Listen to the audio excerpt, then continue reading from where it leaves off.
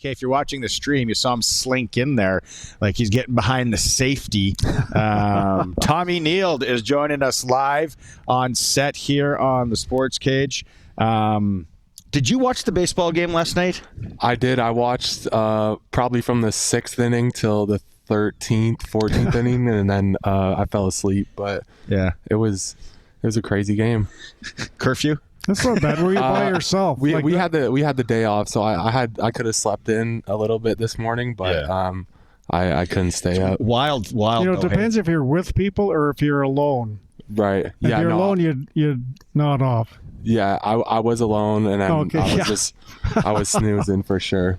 Yeah, but it's the pressure that's going. You know, you're a pro athlete, you're in it, you're the pressure, but just that intensity as it keeps going, and then they don't know who's going to pitch, and we don't have any players to use and all that. Like it's almost like what theater. Absolutely, and there's a lot to think about. They got to play again today, and I guess in the post game they're like, we're playing again today because it was the next day by the time the game was over. So I'm sure they're feeling the effects of a game that long, but hopefully Jace can pull this next one off. You're from Guelph, yes, Ontario. Yep. Went to McMaster. I want to ask you, was it always football? Did you play a lot of other sports? Football and basketball, but football was always kind of the number one. I was better at it than basketball, but yeah, from a young age, I was always a receiver. Did you play both sides back in like high school and stuff? Always receiver. I did play a couple years of quarterback when I was real young. I played 1 year running back. I didn't like getting hit that much, but it was mostly receiver.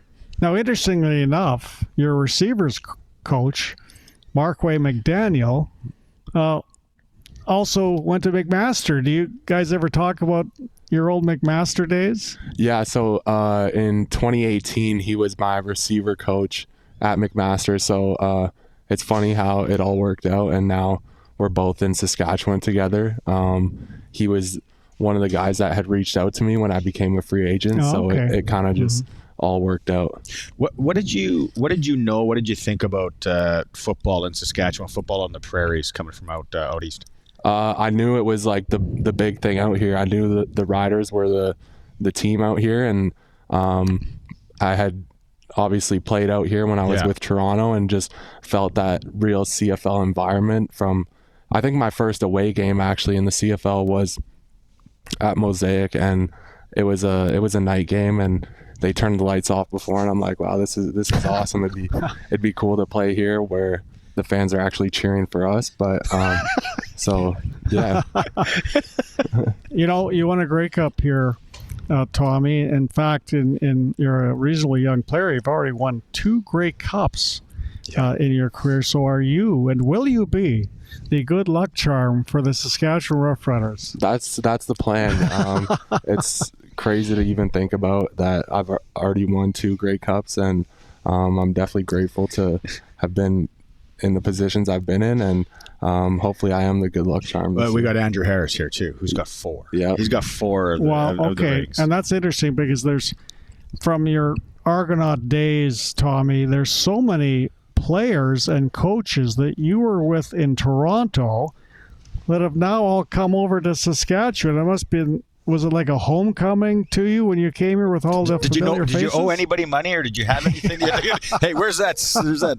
No, but again, when I became a free agent, Coach Mace had reached out to me too, and it was great to hear from him, and he was obviously with me in Toronto as well, so there was some familiarity when I got to Regina, so it just felt like home from the moment I got here. You probably get it, and you know, players, athletes, they're gonna, the cliche, it's like, yeah, but I don't think it's probably until you're older like us that you're gonna sit back and go, like, and hopefully you guys win one this year. Hopefully you got a couple in Saskatchewan. How many championships you win in the league? Because when you look up there at Mosaic Stadium, we haven't won a ton as a franchise, and you've already got 2 under your belt.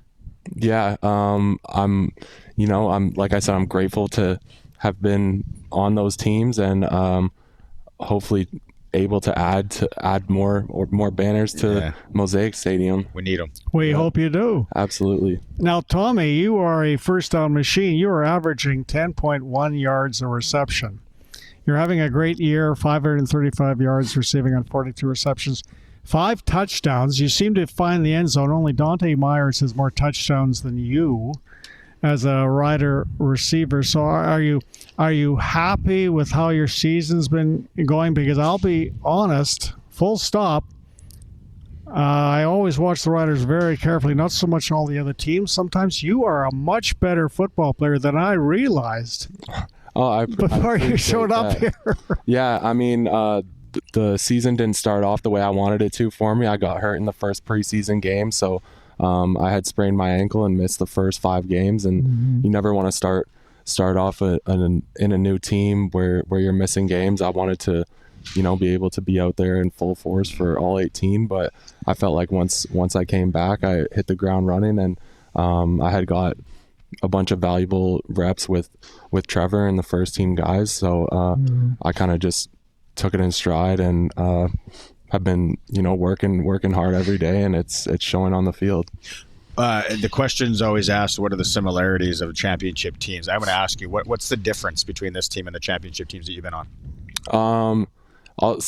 The difference, I mean, similarly, I think the chemistry of the guys on the team, you have that personal connection. Guys play hard for one another, and you hang out with the guys off the field. I think that builds your connection on the field as well, and it's fun coming to work every day. Everyone's bought in and loves working hard. We love to compete and practice against each other, and we just make each other better every day. Because last year was like a little bit of a grind, right? It's like Arbuckle. Where with the Riders here, you got T-Mobile. Yeah. Man, can that guy run? Oh, yeah. Wow. Yeah.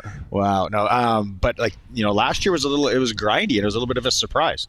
It was, and having Nick step in in the Grey Cup game, I think a lot of people weren't sure of what was going to happen, but I felt like everyone on our team and everyone who was in that building knew what he was capable of. So again, it was like we had a similar chemistry where it was like it didn't really matter who was going to be out there. We trusted each other, and things work out.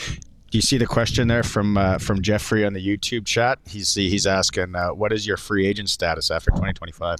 I'm on a 1-year contract right now, but yeah, I'll let that play out. I'd love to be back here. Has the team talked to you at all about trying to extend you? No, not yet. I think that sort of stuff gets sorted out in the off season. When's the last time you wore your rings? Do you wear them? I wore one to my sister's wedding. Nice. Not last year, the year before that. So I haven't worn both of them together yet. Yeah. Oh, and you really want to impress somebody. That's what you have. That's right. Hey, thanks for making some time today and coming by. I know you watch some baseball tonight maybe, and I'll tune in and hang out. And this is probably a lot like a post-game interview when you're with Toronto, so it's very similar. Yeah, no doubt. Tommy Nield from our Saskatchewan Roughriders joining us here live on set in the Sports Cage Lounge.